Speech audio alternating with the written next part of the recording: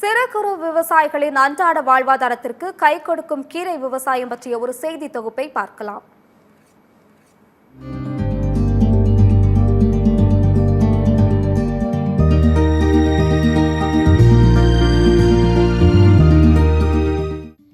கீரை என்பது தாவரங்களின் இலையாகும். நம்மை சுற்றி பல வகையான கீரைகள் உள்ளன.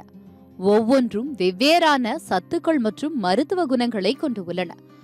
ஏழை முதல் பணக்காரன் வரை எளிதில் வாங்கும் வகையில் மலிவான விலையில் கிடைக்கக்கூடிய கீரைகள் சத்தான உணவு பட்டியலில் தவிர்க்க முடியாத இடத்தை பிடித்துள்ளன.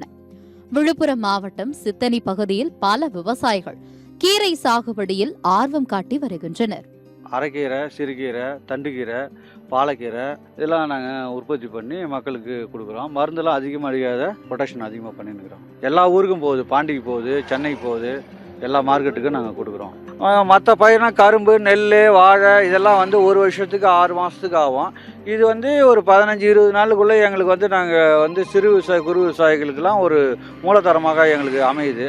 இங்கு விளைவிக்கப்படும் அரைக்கீரை, சிறுகீரை, பாலக்கீரை, தண்டுக்கீரை, புளிச்சக்கீரை உள்ளிட்ட பல கீரை வகைகள் அறுவடை செய்யப்பட்டு விழுப்புரம் மாவட்டம் மட்டுமின்றி சென்னை, புதுச்சேரி போன்ற பகுதிகளுக்கு ஏற்றுமதியாகிறது.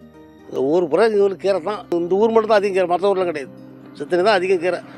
பாண்டிகை, கோயம்பேடு, மருத்தூர், திண்டிவனம், விழுப்புரம் போகிற சித்தனி கீரை தான். பெரும்பாலும் வியாபாரிகளே தங்களது நிலத்திற்கு வந்து கீரை ரகத்திற்கு ஏற்ப ஒரு கட்டு 5 ரூபாய் முதல் 10 ரூபாய் வரை வாங்கி செல்வதாக விவசாயிகள் தெரிவிக்கின்றனர். மற்ற பயிர்களை விட கீரை சாகுபடி லாபகரமாக இருப்பதாக கூறும் விவசாயிகள் 10 நாள் முதல் 12 நாட்களில் நாள்தோறும் கையில் பணத்தை பார்க்க முடிவதாக தெரிவிக்கின்றனர். 1 ரூபாயிலேருந்து கீரை வைக்கிறோம். 1 ரூபா, 5 ரூபா, 10 ரூபா, இப்போ 15 ரூபா. நாங்கள் வாங்கி தான் வியாபாரம் பண்ணுறோம். நான் கிட்டத்தட்ட 20 வருஷமாக வியாபாரம் பண்ணிக்கிறோம்.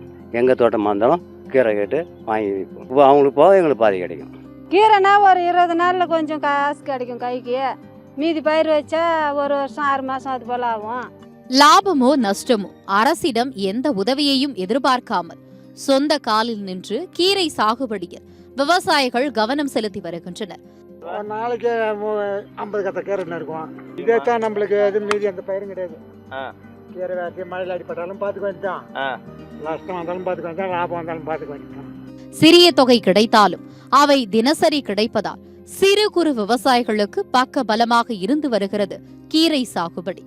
சத்தியம் செய்திகளுக்காக விழுப்புரம் மாவட்ட செய்தியாளர் கோபிநாத்துடன் ஃப்ரைடே.